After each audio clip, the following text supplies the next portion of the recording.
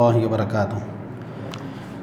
الحمد لله الذي لم يتخذ ولدا ولم يكن له شريك في الملك ولم يكن له ولي من الذل وكبره تكبيرا. الله أكبر كبيرا.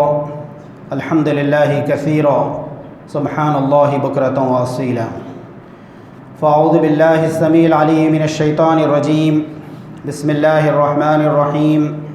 يا أيها المدثر قم فأنذر وربك فكبر وثيابك فطهر والرجز فاهجر ولا تمنن تستكثر ولربك فاصبر. صدق اللہ العظیم.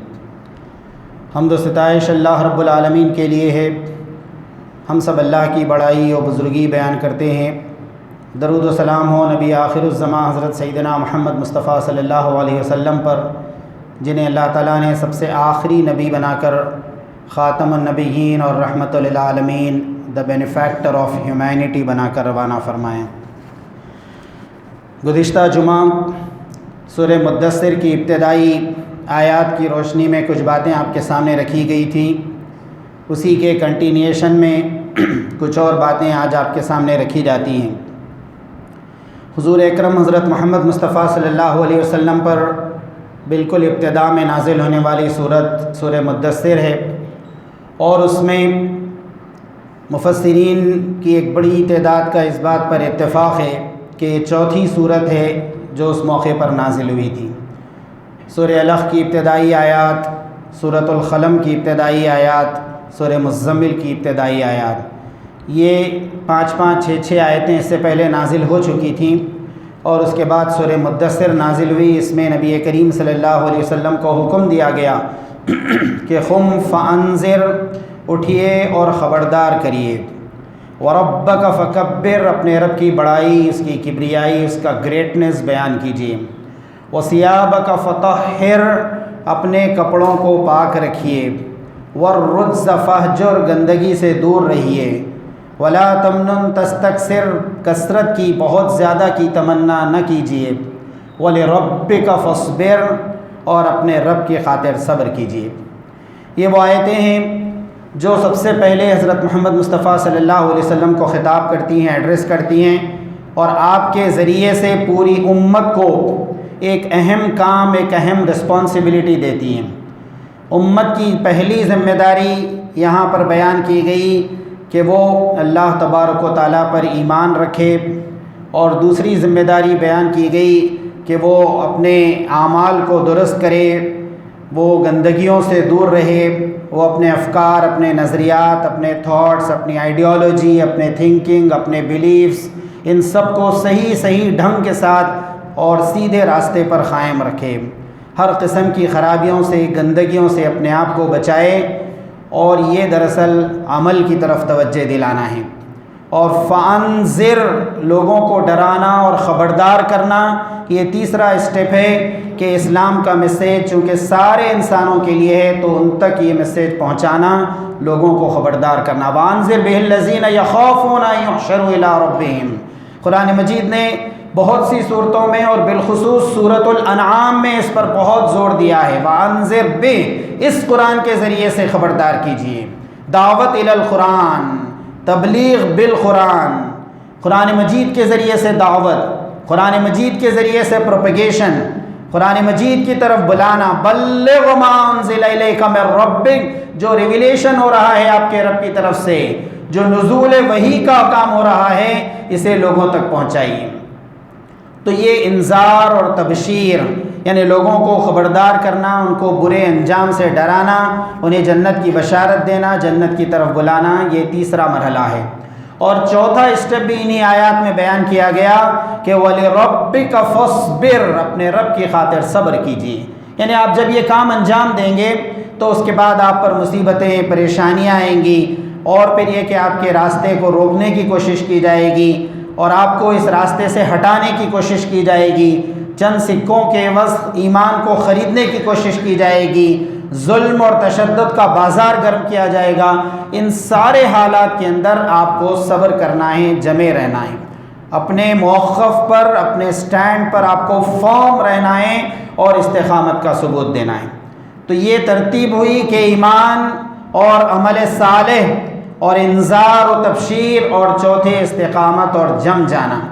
روایات میں آتا ہے کہ سورہ طور کی آخری آیتیں نبی کریم صلی اللہ علیہ وسلم پر نازل ہوئیں، وَاصْبِرْ لِحُكْمِ رَبِّكَ فَإِنَّكَ بِأَعْيُنِنَا۔ دیکھیے یہاں پر سورہ مدثر میں کہا گیا وَلِرَبِّكَ فَاصْبِرْ، اپنے رب کی خاطر صبر کیجیے، اپنے رب کی خاطر جمے رہیے اور ڈٹے رہیے۔ اور سورہ طور کے اندر بالکل آخری آیات میں نبی کریم صلی اللہ علیہ وسلم کو دلاسا دیا گیا، تشفی دی گئی، آپ کو یقین دلایا گیا کہ ہم نے آپ کو کافروں کے، مشرکوں کے، ظالموں کے حوالے نہیں کیا ہے، بے یار و مددگار ہم نے آپ کو نہیں چھوڑا ہے۔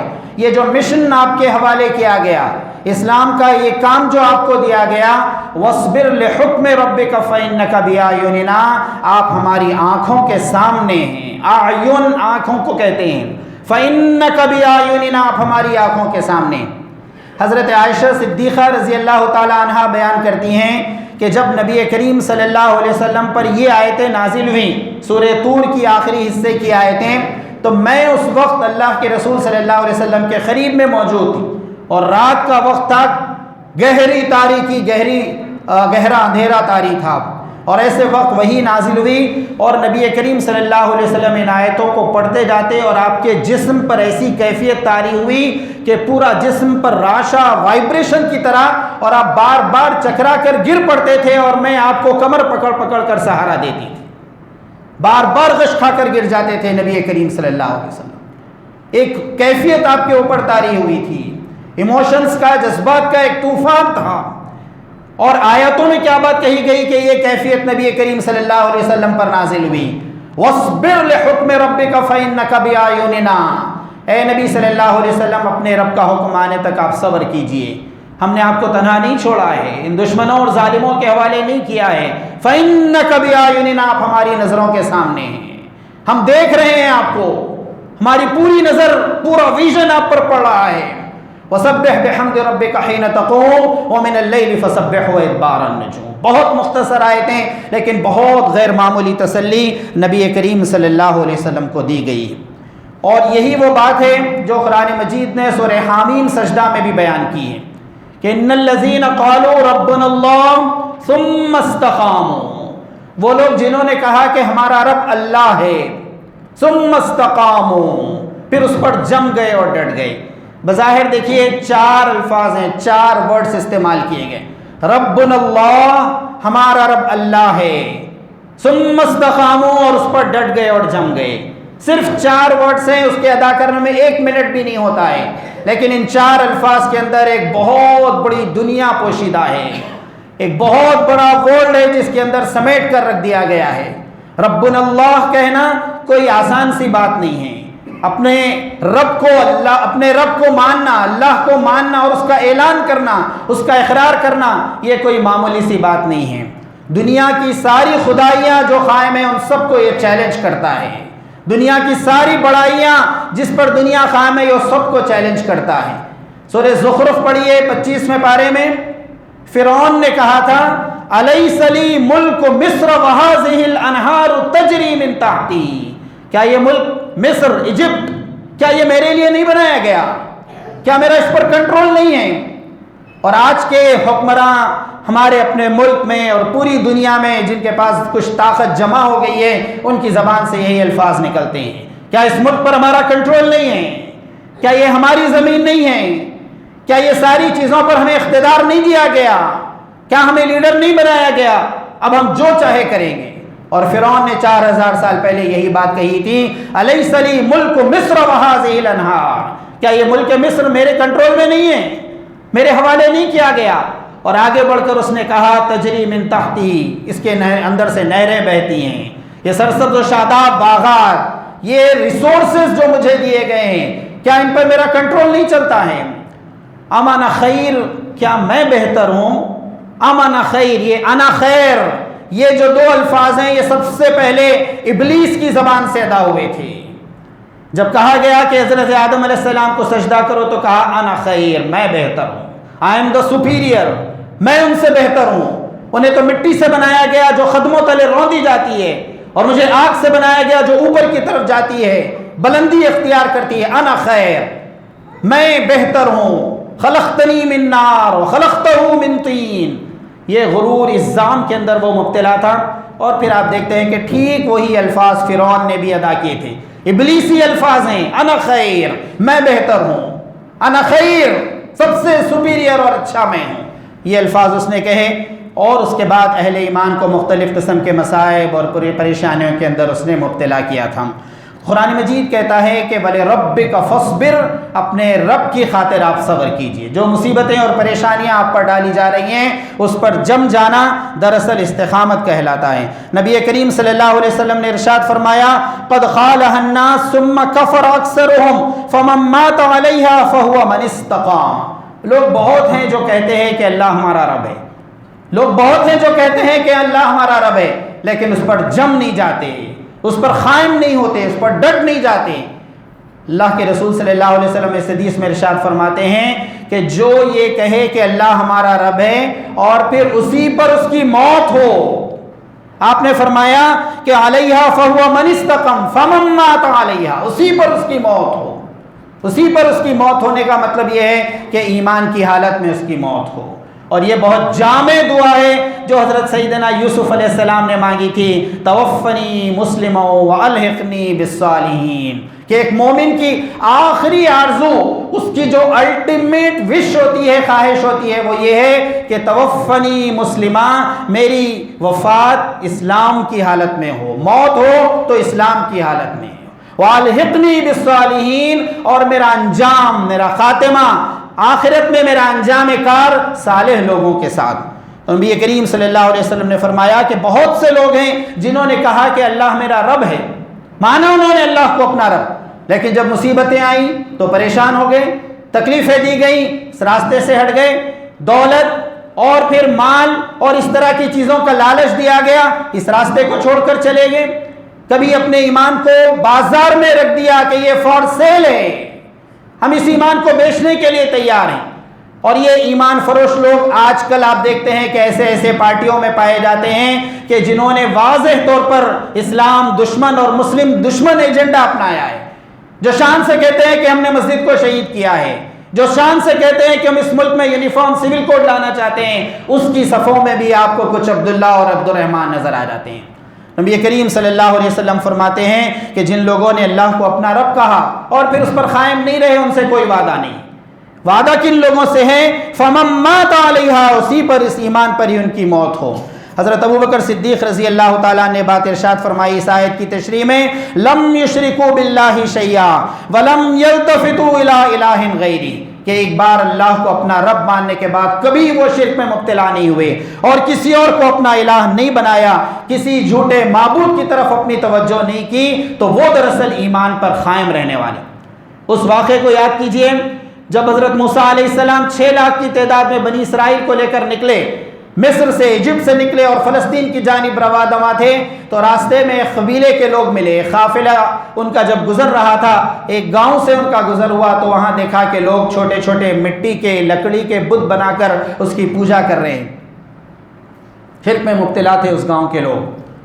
تو یہ پیغمبر موجود ہے اس قوم کے اندر، اور ایک نہیں 2 پیغمبر اس وقت موجود تھے، موسیٰ علیہ السلام اور ہارون علیہ السلام، اور توریت ان کے پاس لکھی ہوئی شکل میں موجود تھی۔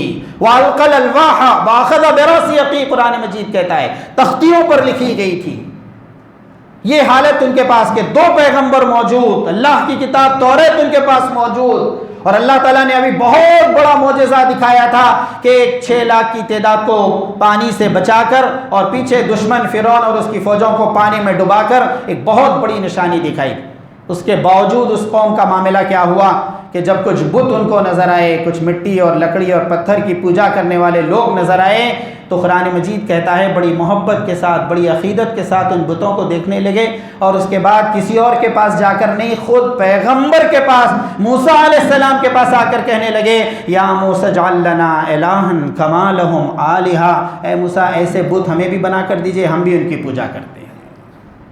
قال انکم قوم تجہلون، سر پکڑ کر بیٹھ گئے موسیٰ علیہ السلام، انکم قوم تجہلون، کیا جاہل قسم کے لوگ ہو، کتنی جہالت کے اندر مبتلا ہو، اس کے بعد پوری نعمتوں کا ذکر انہوں نے کیا۔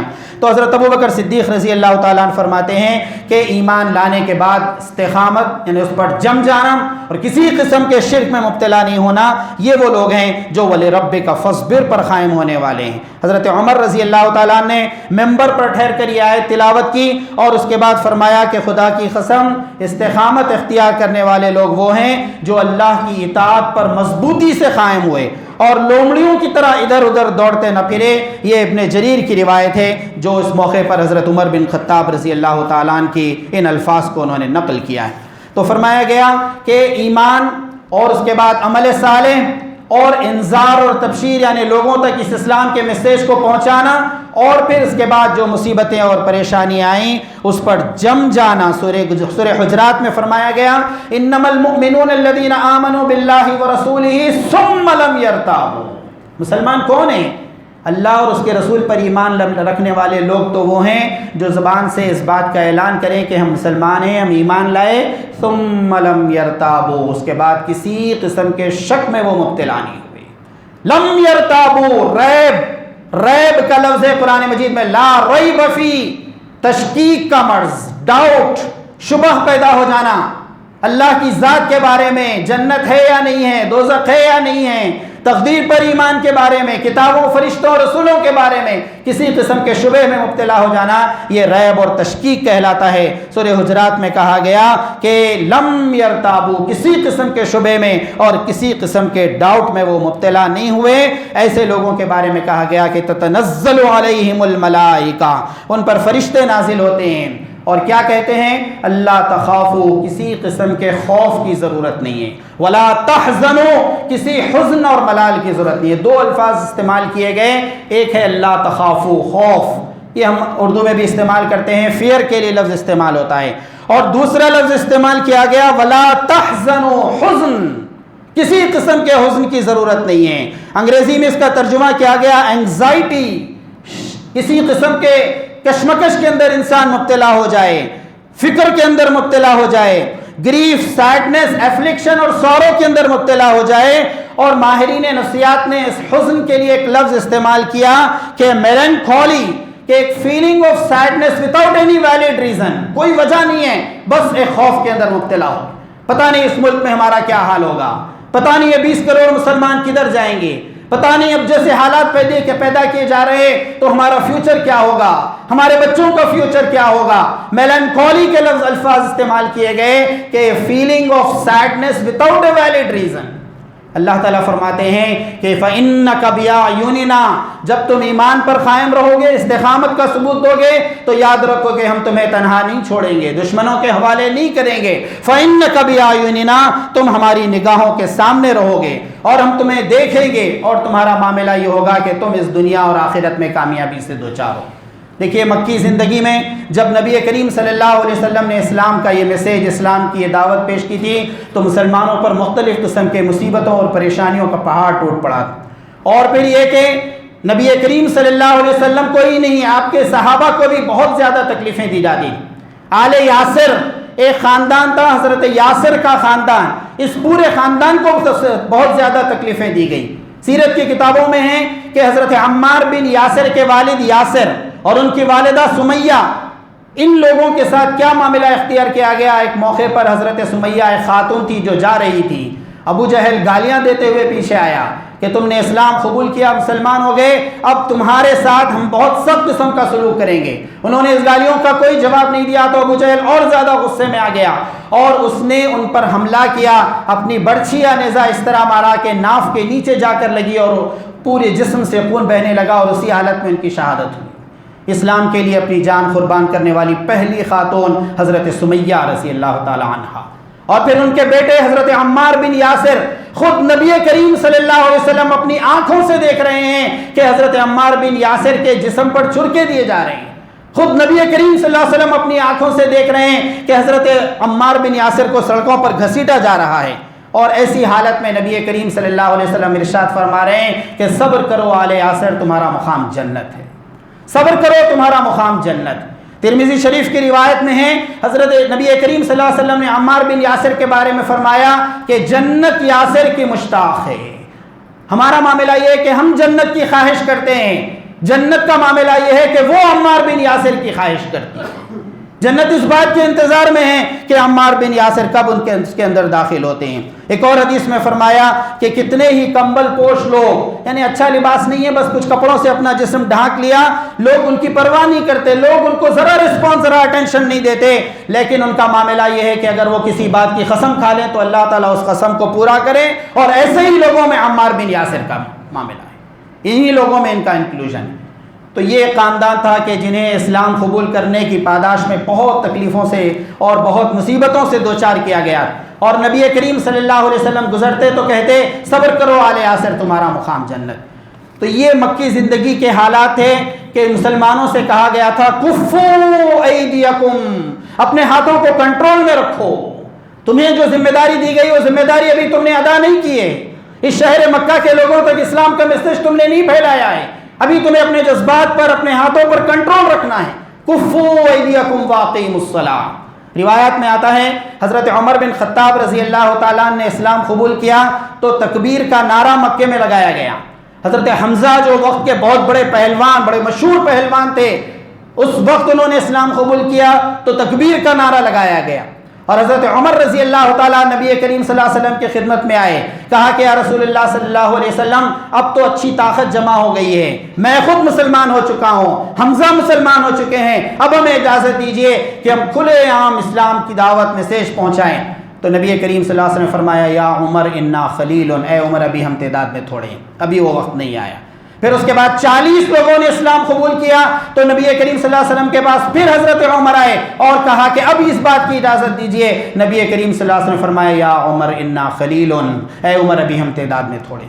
تو آپ دیکھتے ہیں کہ 13 سالہ مکی زندگی، اس میں اس بات کا حکم دیا گیا تھا کہ کفو ایدیکم واقیموا الصلاۃ، اور ان چاروں چیزوں پر اس وقت امت مسلمہ کو توجہ دینے کی ضرورت ہے۔ ایمان، عمل صالح، انذار اور تبشیر جسے دعوت اسلامی یا پروپیگیشن آف اسلام کا کام کہا جاتا ہے، اور چوتھے استقامت یعنی اپنے ایمان پر قائم رہنا اور جم جانا، مصیبتوں اور پریشانیوں میں اپنے ایمان کی حفاظت کرنا، تکلیفوں اور پریشانیوں کے اندر اس امید پر ان مصیبتوں کو برداشت کرنا کہ اس کے بدلے میں ہمیں جنت ملنے والی ہے۔ اور ایک مومن کی اصلی زندگی کا آغاز موت سے شروع ہوتا ہے، مرنے کے بعد ہماری اصل زندگی شروع ہوگی، اور وہاں اللہ تبارک و تعالیٰ اس ایمان اور استقامت کے نتیجے میں جنت ہمیں عطا کریں گے۔ یہ یقین امت مسلمہ میں پیدا کرنا ہے، اور اس یقین کو پیدا کرنے کے لیے اس بات کی کوشش کی جا رہی ہے۔ گزشتہ 10 دنوں سے پورے تلنگانہ میں ایک مہم قم فانذر وربک فکبر، اٹھو اور لوگوں کو خبردار کرو، اپنے رب کی بڑائی کا اعلان کرو، اور اب جب اپنے رب کی بڑائی کا اعلان کریں گے تو مصیبتیں اور پریشانیاں آئیں گی، اور ان مصیبتوں اور پریشانیوں میں اپنے ایمان پر ثابت قدمی کے ساتھ ڈٹے رہنا اور جمے رہنا، یہ دراصل اہل ایمان کی نشانی۔ تو آپ بھی اس مہم میں شامل ہوں، اور اس کے لیے جماعت اسلامی کے آفیسز میں فولڈرز اور کتابچے اور ایک میسیج رکھا گیا ہے کہ ایک بہت بڑے پیمانے پر ان تمام مسلمانوں تک یہ میسیج پہنچایا جائے گا کہ قم فانذر وربک فکبر، اٹھو اور لوگوں کو خبردار کرو اور اپنے رب کی بڑائی کا اعلان کرو۔ اللہ تعالیٰ سے دعا ہے کہ ان باتوں پر غور کرنے اور عمل کرنے کی توفیق عطا فرما۔ رب اغفر وارحم وانت خیر الراحمین والحمد للہ۔